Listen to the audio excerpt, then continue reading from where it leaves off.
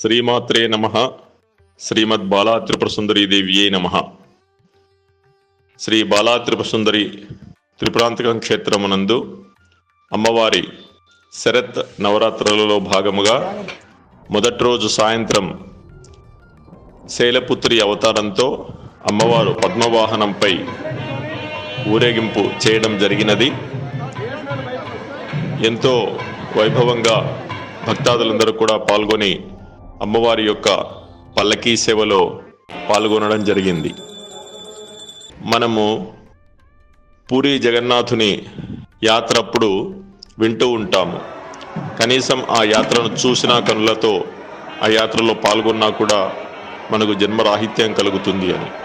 అది సమస్త దేవీ దేవతలకు కూడా వర్తిస్తుంది. కాబట్టి ఈ నవరాత్రులలో ఎక్కడ అమ్మవారి యొక్క వాహన సేవలు జరిగినా కూడా మనమందరము కూడా వాటిలో పాల్గొనడము చూడడం ద్వారా మన యొక్క కర్మను తొలగించుకోవచ్చును. రెండవ రోజు అమ్మవారు బ్రహ్మచారిణి రూపంలో భక్తులకు దర్శనం ఇవ్వబోతున్నారు. ఈరోజు ప్రాతకాల విశేష అభిషేకము అమ్మవారికి నిర్వహించడం జరిగింది. అనంతరం అమ్మవారు అర్చన ప్రీత కాబట్టి విశేషంగా కుంకుమార్చనలు నిర్వహించడం జరిగినది. అదేవిధంగా కలౌ చండీ వినాయకవు అన్నారు. కావున మన యొక్క సమస్త జాతక దోషములకు మన యొక్క సమస్త సమస్యలకు కూడా సమాధానము ఆ చండీ పరాభట్టారిక. ఈ యొక్క నవరాత్రి సమయంలో ఆ అమ్మవారిని మనం ప్రార్థించినట్లయితే మన యొక్క అన్ని అభిష్టములు నెరవేరుతాయనే ఉద్దేశ్యంతో త్రిపురాంతక క్షేత్రంలో నిత్య చండీ హోమం నిర్వహిస్తూ ఉన్నాము. ఈరోజు చండీ హోమంలో కార్యనిర్వహణాధికారి గారు ప్రత్యక్షంగా పాల్గొనడం జరిగింది. ఈ చండీ హోమము 13 అధ్యాయములతో మహాకాళి, మహాలక్ష్మి, మహాసరస్వతి స్వరూపములతో ప్రథమ చరితము, మధ్యమ చరితము, ఉత్తమ చరితములుగా సప్తశతి అనే 700 శ్లోకములతో విభజన చేయడం జరిగింది. ఇందులో మధుకటబుల్ అనే రాక్షస సంహారము, మహిషాసుర మర్ధిని సంహారము, మహిషాసుర సంహారము, అదేవిధంగా శుంభ నిశుంభులు మరియు అతని యొక్క పరివారము ధూమ్రాక్షుడు, రక్తబీజుడు, చండముండులు అనే రాక్షస సంహారముతో అమ్మవారి యొక్క గాథలు మనకు వినవస్తాయి. కాళీ అవతారంలో అమ్మవారిని గురించి చేసినటువంటి బ్రహ్మకృత దేవి స్తోత్రము విశేషమైనది. అదేవిధంగా మహిషమర్ధన అనంతరము శక్రాది స్తుతి పేరిట ఇంద్రాది దేవతలు అమ్మవారిని స్తోత్రం చేయడం జరుగుతుంది. ఉత్తమ చరితంలో మహాసరస్వతి అష్టభుజ శుంభనిశుంభ వధానంతరము నారాయణీ స్తుతి పేరిట అమ్మవారి యొక్క స్తోత్రము ఉంటుంది. ఈ 3 కూడా విశేషమైన ఫలితమును ఇస్తూ ఉన్నాయి. వీటినే మనము అపరాజిత స్తోత్రమని ఎక్కువగా వింటూ ఉంటాము. పంచమాధ్యాయంలో అమ్మవారి యొక్క వివిధ స్వరూపాలు అంటే అన్ని రూపాలలో కూడా నీవే ఉన్నావే తల్లి అని తెలియజేసే యాదేవి సర్వభూతేషు మాతృరూపేణ సంస్థిత, యాదేవి సర్వభూతేషు శక్తి రూపేణ సంస్థిత, యాదేవి సర్వభూతేషు నిద్రారూపేణ సంస్థిత, తుష్టిరూపేణ సంస్థిత, పుష్టిరూపేణ సంస్థిత, శ్రద్ధారూపేణ సంస్థిత, ఇలా అనేక రూపాలలో 32 రూపాలలో అమ్మవారిని స్తోత్రము దేవీ దేవతలు చేయడం జరుగుతుంది. దీనిని అపరాజిత స్తోత్రం అంటారు. ఈ అపరాజిత స్తోత్ర పారాయణం వల్ల మనకు సమస్తమైనటువంటి విజయములు కూడా సిద్ధిస్తాయి.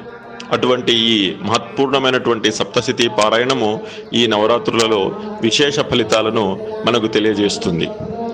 అదేవిధంగా దేవి యొక్క 4 నవరాత్రులలో ఈ దసరా నవరాత్రులు, శరన్నవరాత్రులు విశేష ప్రాధాన్యతను సంతరించుకొని ఉన్నాయి.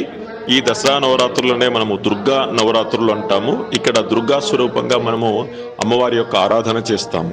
ఈ దుర్గా అనే శబ్దానికి విశేషమైన అర్థము, విశేషమైన ఫలితములు ఉన్నాయి. కాబట్టి మన యొక్క జాతక దోషములు తొలగిపోవాలన్నా కాలసర్ప దోషము, కుజదోషము ఇటువంటి అనేక దోషములకు కూడా ఈ దుర్గా ఆరాధన, దుర్గా సప్తశతి, దుర్గా చండీ పారాయణము విశేష ఫలితాలను ఇస్తుంది. నవగ్రహములలో రాహుకు అధిపతి దుర్గాదేవి కావున ఆ రాహు యొక్క దోష నివారణకు ఈ తల్లి ఆరాధన ఎంతో విశేష ఫలితము కలగజేస్తుంది.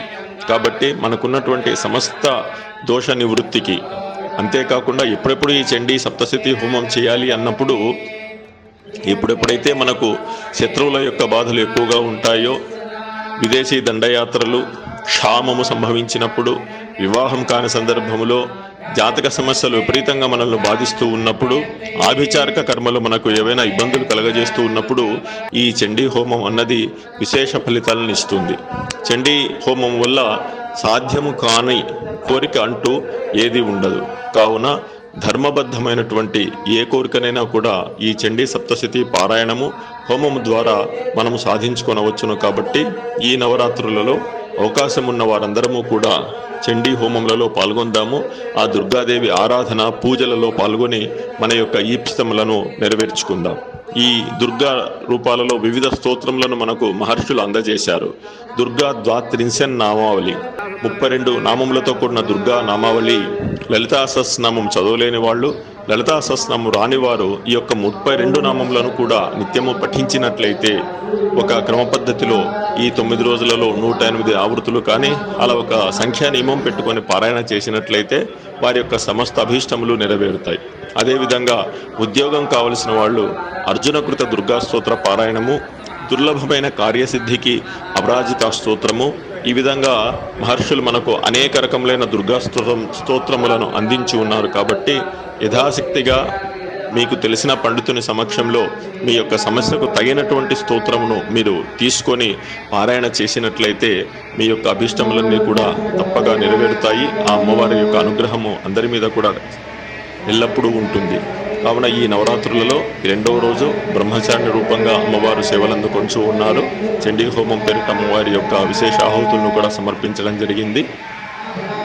మిగతా రోజులలో కూడా రోజుకొక రూపముతో ప్రతినిత్యము చండీ హోమములతో ఇక్కడ అమ్మవారి ఆరాధన కొనసాగబోతూ ఉన్నది. కావున భక్తాదులందరూ కూడా ఈ మహత్కార్యంలో పాల్గొని అమ్మవారి కృపకు పాత్రులు కాగలవలసిందిగా కోరుతూ ఉన్నాను.